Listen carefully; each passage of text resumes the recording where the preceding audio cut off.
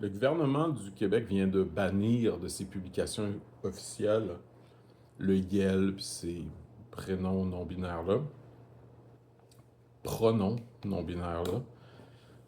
Et ça fait beaucoup réagir. Et je trouve ça intéressant parce que dans le fond, un des arguments de base, c'est de dire pourquoi vous ne laissez pas les trans vivre.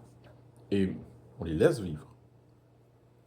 Donc là, la question, c'est pourquoi eux autres mettent une pression sur le gouvernement pour qu'il aille des communications non binaires d'une façon telle que le gouvernement se sent obligé de légiférer pour dire non, on ne peut pas forcer ça. Puis l'argument de base des activistes trans, c'est qu'au fédéral, il y a la loi C-16 qui permet ça et qui finalement le force, comme des personnes comme Jordan Peterson disait. Il dit le problème, c'est pas qu'ils peuvent utiliser ces pronoms-là. Le problème, c'est que la façon que la loi est faite, il le force sur nous. Donc, autrement dit, il nous oblige à utiliser les pronoms. Comme on le voit justement dans la pression qui est faite envers le gouvernement, les parents qui font une pression envers un directeur d'école, etc.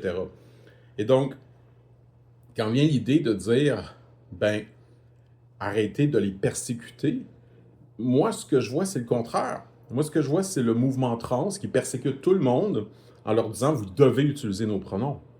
Et donc, si une langue évolue, tu sais, comme en ethnolinguistique, que naturellement les langues évoluent au fil du temps, ben certes, qu'on adapte l'évolution dite naturelle, mais si c'est un simple petit groupe activiste qui met une pression pour que tout le monde utilise des pronoms qu'on n'utilise pas, ben là, c'est pas une évolution naturelle de la langue. C'est une forme de violence politique, linguistique, qui veut, comme toujours, les petits groupes violents qui veulent imposer aux autres leur vision du monde.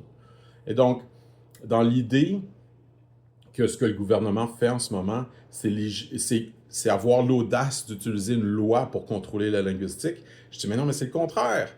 L'audace vient du C16 qui oblige l'utilisation des pronoms. Et donc, l'utilisation de la loi pour faire un contrôle linguistique vient des activistes trans et non pas de la réaction dans certains domaines de dire, hey, wow, là, tu sais, c'est pas comme ça.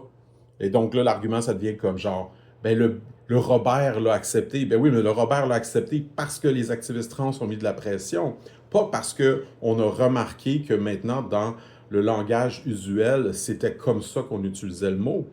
Tu sais, je sais pas, moi, il y a des mots qui apparaissent dans la langue. Mettons, en France, ils disent parking. Puis là, ils vont dire, hey, saviez-vous que parking, ça vient de l'anglais? Tu sais, nous, on dit stationnement. Mais eux autres, ils le disent comme ça d'une façon telle qu'ils savent même pas que ça vient de l'anglais. Ils l'ont tellement intégré dans leur langage qu'on peut dire maintenant que parking, en France, ça fait partie du français. Oui, les choses évoluent dans la langue, mais c'est pas ça l'enjeu ici. L'enjeu, c'est qu'on utilise une loi pour forcer un agenda trans, c'est des activistes trans là, qui forcent leur agenda sur tout le monde. Et après, quand on répond, ben, c'est pas comme ça qu'on parle, puis on n'a pas à être forcé à le faire dans toutes. Tu sais, encore une fois, vous pouvez vivre, mais vous n'avez pas à nous forcer à le faire. Et que là, si on répond, vous ne avez pas à nous forcer à le faire, ben là, c'est vous nous persécutez. Non, on ne vous persécute pas. Il n'y a personne qui lance de roche aux trans puis qui dit que les trans n'ont pas le droit d'utiliser les pronoms binaires, non-binaires, peu importe. C'est pas ça qui se passe. Ce qui se passe, c'est que vous, les trans, tentez de nous imposer une façon de parler, de façon artificielle, de façon forcée.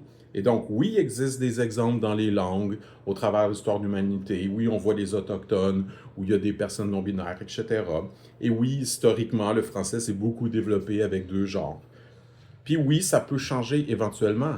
Le problème n'est pas là. Le problème, c'est que c'est un groupe de pression qui fait une certaine violence politique dans le but d'imposer une linguistique et que là, le gouvernement se sent obligé de légiférer pour contrer cette problématique-là. Et donc, tu sais, c'est rendu, ça va loin, là. Parce que, tu sais, dans le fond, si tu regardes, mettons, le C16 est sorti, ça l'a rendu une personnalité comme Jordan Peterson extrêmement connue, un conservateur chrétien qui a influencé notamment le conservatisme chrétien aux États-Unis, qui a créé une personnalité comme Charlie Kirk, qui est devenu très connu, notamment à cause de ses positions par rapport aux questions trans, en fonction de son interprétation de sa foi, de la religion biblique, etc. chrétien. Et là, on en vient à ce qu'une personne le tue en disant littéralement je ne peux pas négocier avec cette haine-là, je dois le tuer parce qu'il va contre. Et là, qu'il y ait du monde qui doute que ce soit un activiste trans, celui qui l'a tué, c'est absurde. Là. Son coloc et amoureux était en transition. Donc, quand il parle qu'il y avait trop de haine dans Charlie Kirk et qu'il y avait trop de haine envers Charlie Kirk, il faisait explicitement référence, on le voit dans des notes qu'il écrit sur les balles, à ses positions trans par rapport à son amoureux trans. C'est une évidence. Là, après, si vous avez besoin de confirmation de la cour, là, vous n'aurez jamais de confirmation. Okay? Le phénomène humain est toujours dans des zones grises. Ça, c'est naturel en sciences humaines. Par contre, à un moment donné, ça devient facile de voir de quel côté cette personne-là est dans ce débat-là. Qu'on ne me dise pas que ce débat-là n'existe pas, puis que c'est pas grave, c'est juste une petite partie de la population. Non, le débat trans implique tout le monde maintenant. Puis il a divisé la société parce qu'il y a eu une violence qui a été faite dans le désir d'imposer et de contrôler toute la normativité en disant la normativité maintenant va parler comme la non-normativité. Et vous allez le faire, sinon on va faire des crises, sinon on va prendre des avocats, on va vous poursuivre, on va vous insulter sur les réseaux sociaux. Il ne faut pas banaliser ce que ça crée, le phénomène trans. Encore une fois, d'aucune façon, je pense qu'on devrait lapider les trans, haïr les trans, ne pas les laisser vivre. Mais il faut que les trans comprennent qu'eux autres aussi doivent ne pas nous laisser vivre. Tu sais, à un moment donné, j'ai eu des problématiques comme ça, moi, par rapport aux homosexuels. J'allais dans le village gay, je me faisais siffler, plein de gens me disaient « tu devrais sortir du garde-robe ». J'ai jamais eu d'attirance envers les hommes, j'ai jamais eu envie de sucer un pénis, c'est juste pas en moi. Mais je me suis fait carrément dire que je devais être gay, puis qu'il fallait... Puis à un moment donné, il a fallu que je fasse comprendre à des gays, regarde, je respecte que t'es gay, mais respecte que je suis hétéro. Ça devient fucking fatigant. T'aimerais-tu ça, moi, que je te dise constamment, hey, il faut falloir que t'assumes que t'es hétéro, en fait, t'as pas d'affaire à être homosexuel, je le vois, mon radar d'hétérosexuel me le dit, tu es... Hey, décolle, c'est juste parce que tu me trouves cute puis t'aimes mon cul, that's it.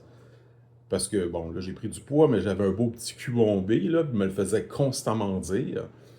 Fait que non, c'est du fucking harcèlement, là, puis j'en ai vécu plein de la part d'homosexuels, là, même des gens proches de moi, là. Donc, à un moment donné, tu sais, c'est du deux poids, deux mesures. Le mouvement trans est constamment en train de pousser un agenda, puis si on répond à leur pousser l'agenda, on fait une violence politique. Ben, vous faites une fucking violence politique. Sorry, là, but not sorry. À un moment donné, il va falloir que vous vous regardiez dans le miroir. Crise de narcissique. Parce que c'est ça, hein? Vous déformez la réalité au travers de votre narcissisme qui vous fait voir quelque chose de complètement faux dans vous et dans les autres, puis vous vous érigez comme si vous aviez trouvé la vérité. Tu sais, la vérité, moi, en tant qu'homme, c'est que finalement, en réalité, je suis une femme. Donc, aucune acceptation de son corps physique dans cette vie-ci, aucune notion de réincarnation. Évidemment, tous les gens qui croient à ça, c'est des imbéciles. Tous les gens qui ont une foi religieuse, c'est des imbéciles. Tous les gens qui pensent pas comme moi, c'est des imbéciles. Tous les gens qui sont pas pro-trans dans le sens qu'il faudrait que tout le monde découvre leur véritable genre intérieur dans leur psyché, c'est des imbéciles. Chris, à un moment donné, que tu veux être habillé en femme ou en homme, on s'en calisse. Mais laisse le monde vivre si tu veux qu'on te laisse vivre. Là. C'est comme un peu la base. Et je pense vraiment là, que le mouvement trans devrait enlever un peu le pied de l'accélérateur puis chiller. Vous voulez vivre puis cohabiter? Moi, je pense que 99,9% du monde sont tout à fait d'accord avec ça. Mais là, si vous êtes constamment en train de nous mettre de la pression pour qu'on pense exactement comme vous, attendez-vous pas à ce que ça ne crée pas des problèmes. À un moment donné, là, wake the fuck up.